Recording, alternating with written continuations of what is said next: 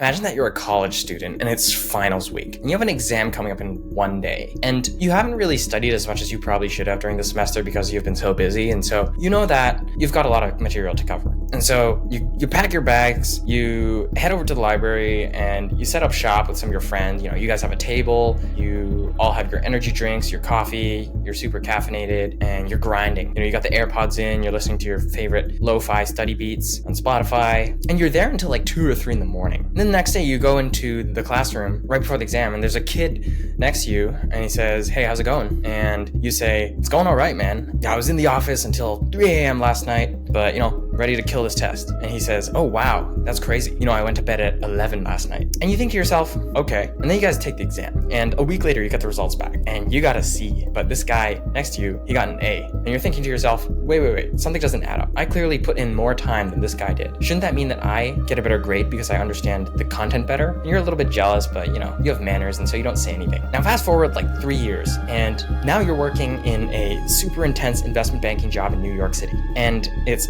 8 p.m. on a Tuesday night and your associate walks by your desk and he says, "Hey man, can you help me out with this?" And basically he gives you a set of new pages in PowerPoint that you need to make tonight. And he says, "Can you put this together for me and have it ready so that I can review first thing tomorrow morning?" And you say, "Sure thing, will do," because this guy isn't going to take no for an answer. But inside your mind, you kind of know that this is going to take a really long time. And so you're kind of discouraged, but you got to get working. It's 8 p.m. now and you want to get to bed at a reasonable time. So you're working through the night, but you're kind of distracted. You're checking your texts with your buddies in your fantasy football chat. Your girlfriend's pinging you here and there. You're checking Instagram every so often, looking at the new memes on the liquidity meme page. And you're also responding to other emails from different projects. And so by the time you finish this deck, it's about 3 in the morning and you go to bed and you're destroyed the next day because you only slept for like 4 or 5 hours. And the cycle repeats itself each day. And after a while, you realize that you just don't have enough time to do a lot of the things that you want to do in life. Like you can't even go to the gym that often, you can't hang out with friends too often, and you don't have time to pursue that,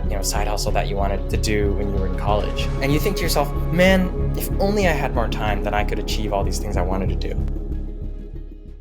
So I really didn't want to make another productivity video because I feel like there's already so many videos out there online nowadays about, follow this 10-step system to achieve all your goals, or, just do this one study tip to achieve all A's. So I didn't want to make a traditional productivity video, but some of you guys have asked me previously how I managed to handle, making YouTube videos, as well as my demanding full-time job as a management consultant at BCG, which is on average 60 to 70 hours a week. And also I try to go to the gym regularly and spend time with my girlfriend and friends and family. And so I've gotten a few comments on some of my past videos about, "Hey Matt, how do you actually manage your time and how do you actually achieve all these things?" And I want to preface this video by saying that I'm just a normal guy who wants to achieve their goals and doesn't want to spend too much time and effort doing so. And I think a lot of people fall into this bucket.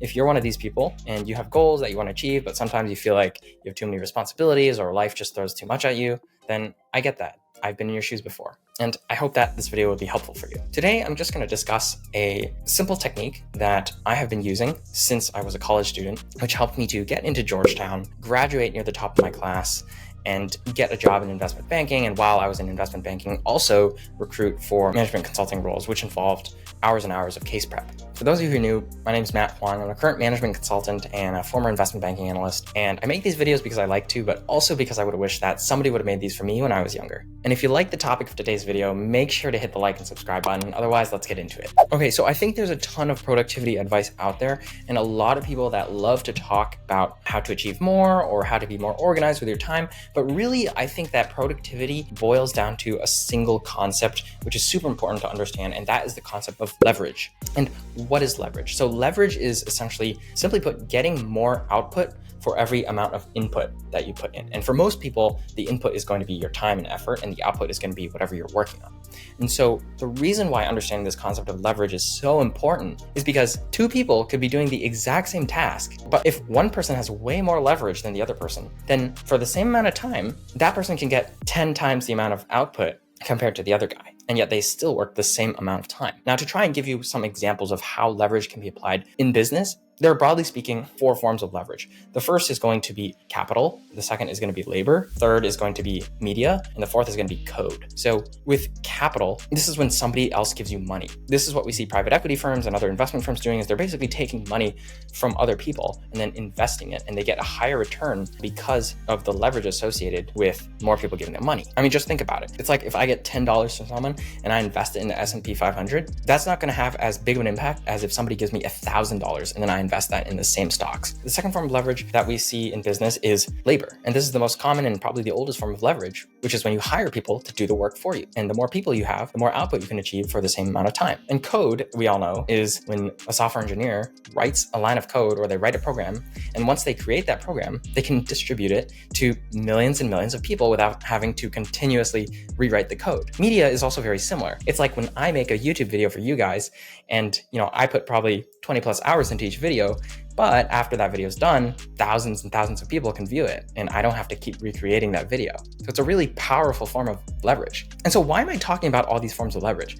Well, because when it comes to working as an individual or studying, there's also a specific form of leverage that you can apply. And that is how quickly you can get into the flow state and stay in it. And most of you have probably heard of the flow state, but for those of you who haven't, the flow state is essentially a term that was coined by this Hungarian-American psychologist who basically discovered that there are certain activities and tasks where people are utterly absorbed in them to the point where they are totally focused, they're not thinking of anything else, and they lose track of time. And you often find yourself in the flow state doing activities that are creative, like the arts, or even exercise or other activities that you find to be super, super engaging. And during that time when you're in that activity and you're in the state of flow, you don't think about anything else and you're totally, totally absorbed. And when you're in the flow state, your output for the amount of time that you're putting in is going to be much higher than if you're not in the flow state and if you're distracted. And so this is why it's so important to be able to get into the flow state and stay in it. And what boggles my mind is that in school, you might learn about the flow state in your psychology class, but generally speaking, they don't teach you about it or how to get into it. And when I graduated from Georgetown and I started working in investment banking and now in management consulting, what I've actually observed is that a lot of the top investment banking managing directors and consulting MDs do this one thing that allows them to get ahead and really succeed at work. And what is that thing? Well, they all wake up really, really early. And the reason for that is early in the morning is when you're not distracted and you're not getting any emails from anyone. And so you can get into the flow state easily. And I realized when I looked back that in college, some of the best results that I got in school came from this one technique that I used to use when I was studying called the Pomodoro technique, which is when you basically just set a 30-minute timer and then you study for that 30 minutes and then take a 5-minute break and then you do the 30 minutes again. And when I joined BCG in our first week of training, they taught us about this technique called time boxing, which is when you basically allot a specific amount of time to a task. Now it sounds super simple, but it's essentially the same thing as the Pomodoro technique. You artificially constrain yourself within a certain time frame to complete a task. Now, why is this so important though? Because you're probably thinking at this point, come on, Matt, like I've heard of time boxing or I've heard of the Pomodoro technique before. You're literally just telling me to set a timer when I study. The reason why this is so important, and if you do it correctly, is it allows you to access the flow state very easily. It's literally so simple and not that hard to do. I'm not telling you that you need to wake up at 5 a.m. every day to study. I'm literally telling you that every time you sit down to do an important task, you just need to set a timer and stick to one single task. And this is going to be super effective because it forces you to focus because you know that there's this time pressure. And so you're not going to be as distracted. One of the things that you should be trying to eliminate whenever you're working on important tasks is context switching, which is when you get distracted by like an email or a text or someone walks by your desk and they ask you a question. That takes you out of your current state of focus. And then according to a study from the University of California, it actually takes up to 23 minutes just for you to get back into the focused state that you were before. The other reason why it's so important to time box your work is because of something called Parkinson's law, which basically states that the time required to complete a task will fill the time allotted to complete that task. Essentially meaning that if I give you 8 hours to complete a task, you're probably going to take the full 8 hours to complete it. Versus if somebody gives you an hour to complete the task, then you will probably complete it in an hour. And so a lot of times, especially when you're a student, if you have a test in a week, you end up taking the entire week to prepare for the test, when in reality, if you had just studied really hard for a few days, you could have prepared just as well. Another more practical reason why I recommend time boxing your tasks is because it gives you structured checkpoints with which you can kind of measure your progress, especially if you're working on a really big task like studying for a final exam. What I've found is it